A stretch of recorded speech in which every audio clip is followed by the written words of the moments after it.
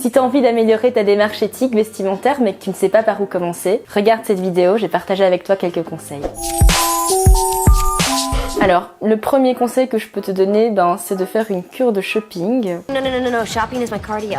C'est un peu gênant pour moi de le dire, mais je suis une ancienne acheteuse compulsive. Donc en fait, pendant de nombreuses années, ça m'arrivait de rentrer dans un magasin, de prendre des vêtements, d'acheter des vêtements en fait sans les essayer. Parce que j'utilisais vraiment le shopping comme thérapie pour me sentir mieux dans ma peau, pour avoir plus confiance en moi ou pour tout simplement suivre les tendances du moment. Et lorsque j'ai vraiment décidé d'effectuer une période de no-boy, ça n'a pas été facile au début, ça a été un vrai challenge pour moi.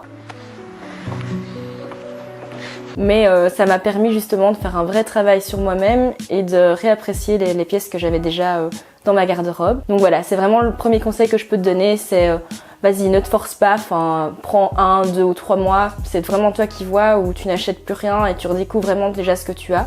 Mais vas-y, prends ton temps. Alors, le deuxième conseil que je pourrais te donner, c'est d'effectuer un tri de ta garde-robe.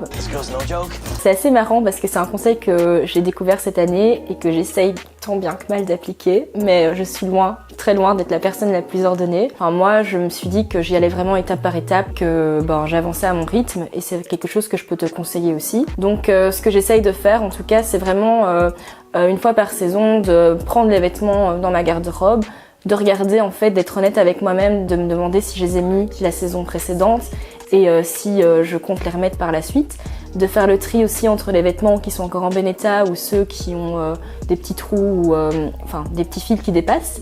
Et justement, en fait, tous les vêtements que je sais que je ne porterai plus, alors là, je prends l'initiative d'aller soit les porter directement dans des associations, si c'est vraiment des pièces de valeur, de les revendre en ligne, ou tout simplement d'échanger avec des amis qui seraient intéressés ou qui ont les mêmes goûts que moi. T'as peut-être déjà eu l'impression qu'il y a des tissus que tu ne peux plus rien en faire, qui sont vraiment en fin de vie. Et moi, en fait, avant, j'avais vraiment l'habitude de directement jeter ces tissus-là à la poubelle. Et maintenant, j'ai découvert ce qu'était l'upcycling, donc c'est vraiment la réutilisation de ces tissus pour en faire des nouveaux vêtements. Et il y a des jeunes créateurs, en fait, qui sont vraiment à la recherche de tous ces vieux bouts de tissu. Je vais en mettre quelques-uns en barre d'infos, pour justement peut-être t'aider si tu es en Belgique à collecter tes tissus et à leur donner sans problème.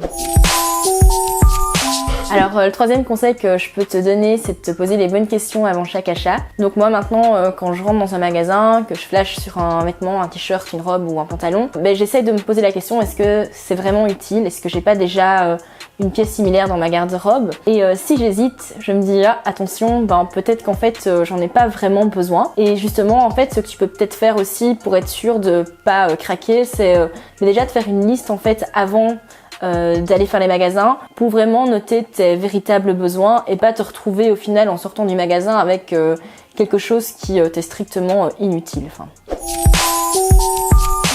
Alors le dernier conseil que je pourrais te donner, c'est que si tu décides d'acheter tel ou tel vêtement, c'est de t'engager personnellement à le porter au moins 30 fois. Ça vient de la campagne des 30 fois lancée par Liv Effort, donc une américaine qui a co-créé le documentaire True Cost, que je te recommande vivement justement, et qui en fait veut pousser les consommateurs à se poser les bonnes questions et à rentabiliser en fait leurs achats pour acheter plus de vêtements de qualité qu'ils reporteront plus longtemps.